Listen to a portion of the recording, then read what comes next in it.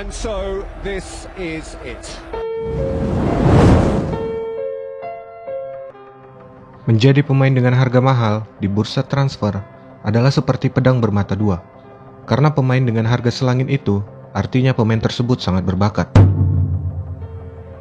Tetapi tentunya, harga yang tinggi juga berbanding lurus dengan tekanan dan ekspektasi besar yang akan dibebankan kepada pemain tersebut.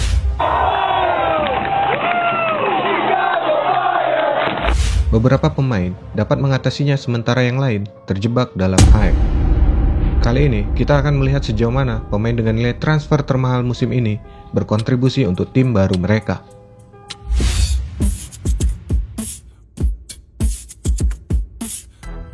Nathan Ake adalah bek serba bisa yang didatangkan City dari Bournemouth. Ake bisa bermain sebagai bek kiri, bek tengah, bahkan bisa bermain sebagai gelandang bertahan. Itulah kenapa Guardiola sangat berminat mendatangkan bek asal timnas Belanda ini. Meskipun musim lalu bermain untuk klub yang terdegradasi di akhir musim, Ake mampu menjadi pemain langganan timnas Belanda.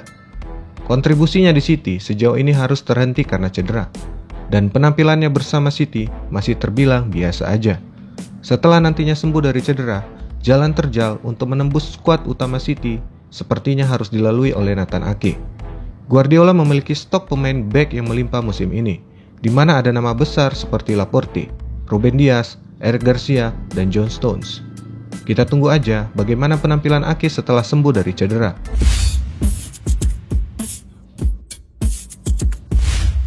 Ketika Arsenal mengumumkan transfer party,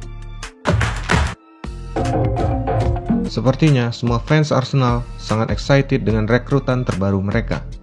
Hype akan party pun luar biasa besarnya, di mana party digadang-gadang akan mampu menjadi gelandang bertahan yang solid bagi Arsenal. Tapi ternyata, kemampuan defensif seorang Thomas Partey sejauh ini memang mampu membuat lini pertahanan Arsenal solid, tapi tidak dengan kemampuan menyerangnya.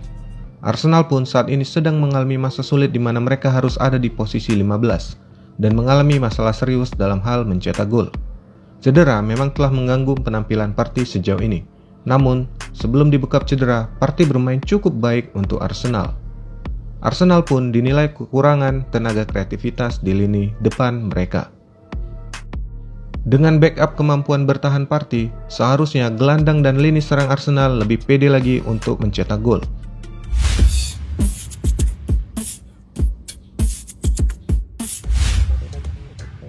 Icardi memang sudah bermain di PSG musim lalu dengan status pinjaman, di mana dia berhasil mencetak 20 gol dan membantu PSG memenangkan treble domestic winner.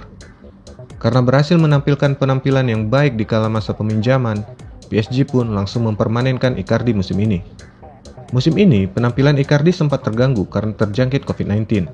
Meskipun begitu, dia telah menciptakan 2 gol dari 5 penampilan sejak dia kembali dari masa karantina. Namun tentunya, masih seringnya dicadangkan Icardi, tentunya tidak akan membuat Icardi bahagia.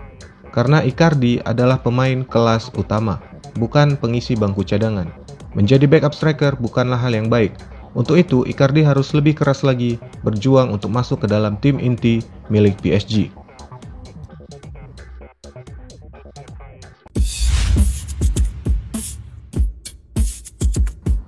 Lini pertahanan Chelsea bisa dibilang sangat buruk musim lalu. Chelsea memang cukup sangar saat menyerang, terutama saat skuad muda Chelsea musim lalu berhasil menunjukkan penampilan terbaiknya. Tapi tidak dengan lini pertahanan Chelsea, terutama di sektor bek kiri. Sektor ini diisi oleh Alonso dan Emerson. Alonso terlalu sering overlapping dan sering terlambat dalam urusan kembali ke lini pertahanan. Sementara Emerson seringkali tidak stabil dan cukup buruk dalam hal positioning. Lampard yang mendapatkan backup penuh dari klub pun tak tinggal diam. Dengan hadirnya Mendy dan Thiago Silva, serta semakin matangnya Reece James, terlihat bahwa dana 45 juta pound yang dikeluarkan untuk Ben Chilwell adalah keputusan yang tepat. Chilwell sejauh ini bermain dengan sangat baik, baik dalam menjaga lini pertahanan maupun ikut membantu penyerangan. Fenomena rekor clean sheet yang luar biasa Chelsea tentunya tak lepas dari penampilan apik seorang Ben Chilwell dalam mengawal sisi kiri.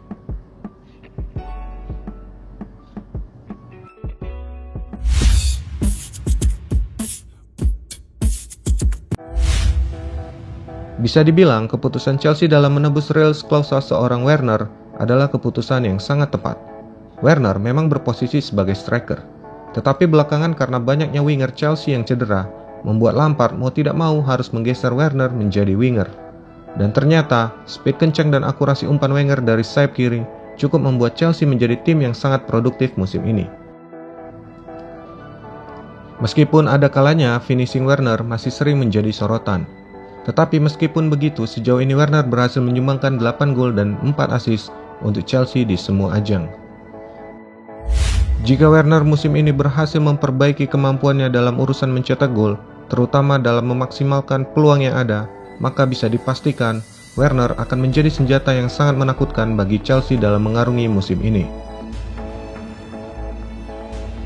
Itulah tadi pembahasan tentang bagaimana penampilan pemain dengan transfer termahal musim ini bagian 1. Jangan lupa tonton video part 2-nya. Aku Ari Duetmas, sampai jumpa.